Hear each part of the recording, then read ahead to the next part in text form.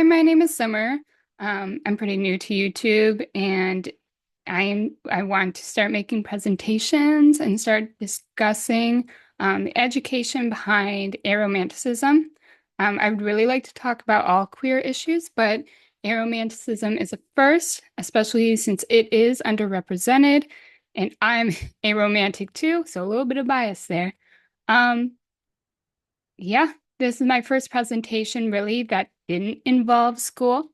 So it'll be kind of an adaptation for me. Um, I would really be adjusting my videos if they gain traction at all. But I hope so. And I would like to say that you guys are probably here because you have heard this word before, a romantic, whether it's someone who's come out, if you're in a gender and sexuality class like me, um, wherever you come from or wherever you heard it, I'm glad you're here and I hope this helps. I'm pretty much just doing a beginning video. I hope to move forward and do more because I think there's a lot of content, a lot of education that can be put forth um, about aromanticism, as a lot of identities are still invisible. And so I really like to start discussing them.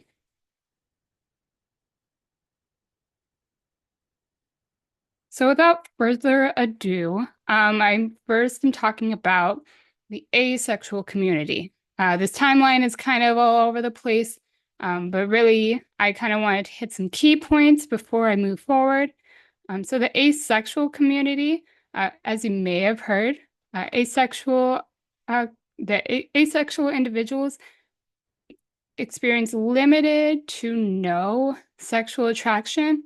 If you haven't heard, asexual individuals are on the A spectrum, as aromanticism is too. But I discuss asexual communities first because I think they're more heard of than aromanticism. And still, even then, there's not much visibility and recognition. So the asexual community, there is a site network specific to asexual communities, and that is the Asexual Visibility Education Network that started in the early 2000s. For me, it's kind of wild because I was born in 1999, and so a network for even the asexual community hadn't started until I was like a few years old. Um, and the aromanticism, or I guess the term aromantic wasn't even a term yet. Um, so usually what happens a lot is when there are limited identities put forth, I guess, that are recognized. A lot of identities that haven't been termed, I guess, would kind of combine with the closest feeling that they can identify with. So a lot of aromantics were part or maybe even identified as asexuals, but there are some terms here that we can differentiate between. A lot of aromantics went as asexual, which pretty much means that uh, it's anything but only asexual. And that is true for a lot of individuals. There are aromantic asexuals, which I will discuss in the future. Um, and the aromantic term was actually not used until 2005, approximately. It's difficult because the first time really that this term was, I won't say used, but I guess said, was on a Yahoo discussion forum. So it definitely gained more traction than it had then, but it's taken like 19 years. 2018 was the first year asexuality was represented at Capitol Pride. So I mean, even then, like that's a year after I graduated high school, which is like fucking insane. Um, but relieving and rewarding just the same. Um, Even then, there are limited members, a part of the Asexual Awareness Project, um, because they're just not enough people have really come out about. I mean, like, I don't know many aromantics unless I go onto a support group online, or if I go on Instagram, or Facebook where those groups are alive or there is education. But other than that, even if I did know someone, it wouldn't come out as easily. A lot of the times I don't even bother coming out. Unfortunately, I have more, but explaining aromanticism uh, is always difficult for people who haven't even heard of asexuals. So I will say it is difficult to explain the identity and probably why a lot of people don't come out. But I hope to make that easier. A lot of the times, just education for people is the answer so they can understand more.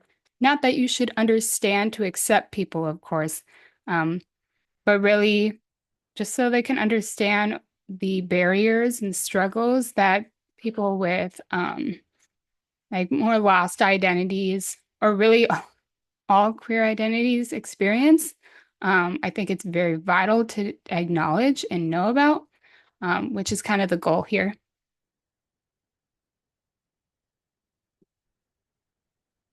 So actually, the first Aromantic Awareness Week was recognized in 2014, but only lasted like a year in November, and then it was changed to Aromantic Spectrum Awareness Week.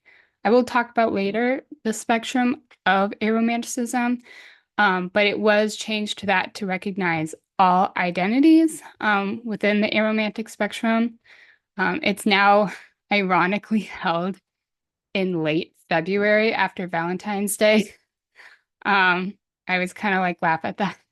Um, and then in 2018, finally, the Asexual Awareness Project was changed to the Ace and Arrow Advocacy Project. Um, as you see on the right here, the Ace and Arrow Journeys, actually a book that came out just last year. I've already read it. I have it.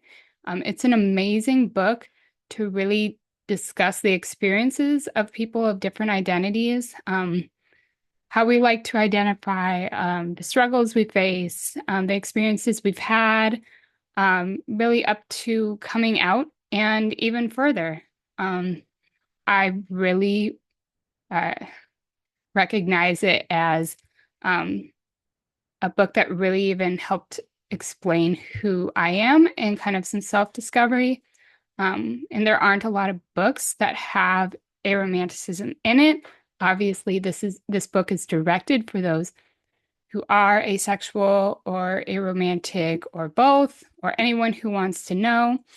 Um, but yeah, um, so that book was first published, or it's the Ace and Arrow Advocacy Project's first book came out in 2023, and so I highly recommend it.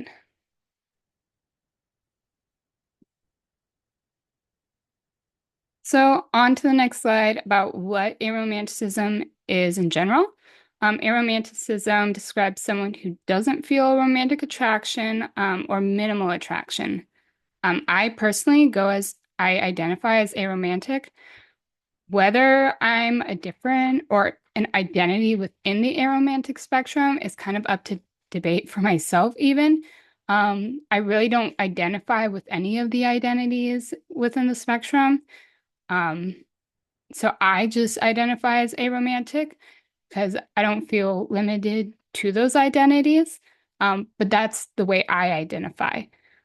A lot of people may not really identify as aromantic, and rather an identity on the spectrum, or they might identify with both.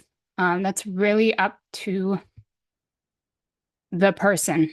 I guess I will just say now that if someone identifies um, as a certain identity, it's important to respect that identity. Um, it's extremely invalidating, I guess I'll say. And when people say, "Oh, doesn't that just mean asexual?" No, it does not mean asexual.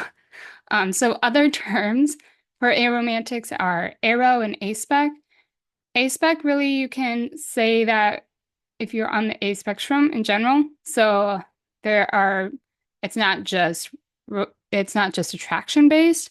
Um, it is through gender identity. If you haven't heard of agender individuals, and even asexuals. They can go by aspec as well. So it's anyone on the A spectrum. But usually aro is termed the most for aromantics.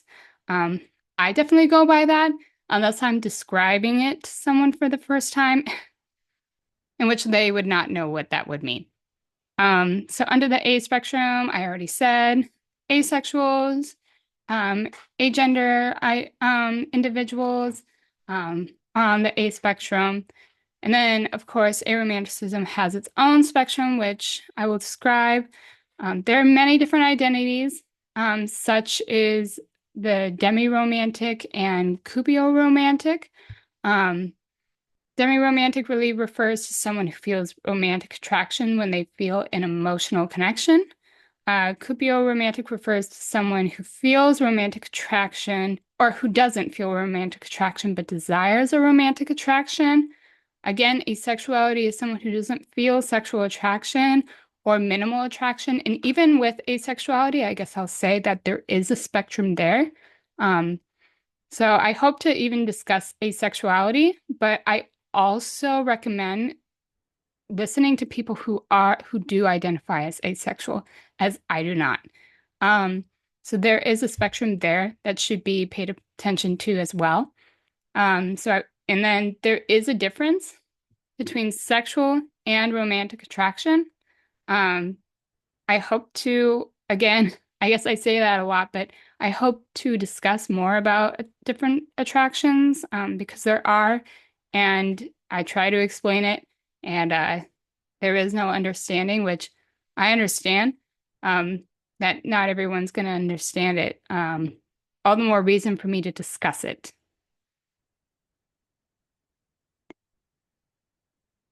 So here are just a few. That's the aromantic flag.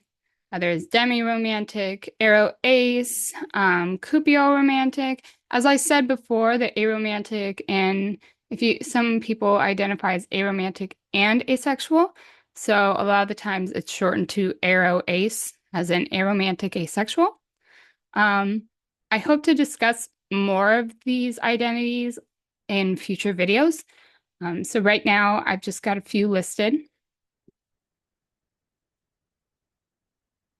And then I'm just bringing the references in because, especially not only to recognize um, those those sites or those books, um, it's really important that I put that out there so people also know that I'm not the only one talking about it, obviously. And it's good to look for more answers if you'd like. Sometimes it's hard to find this information. I really had to dig.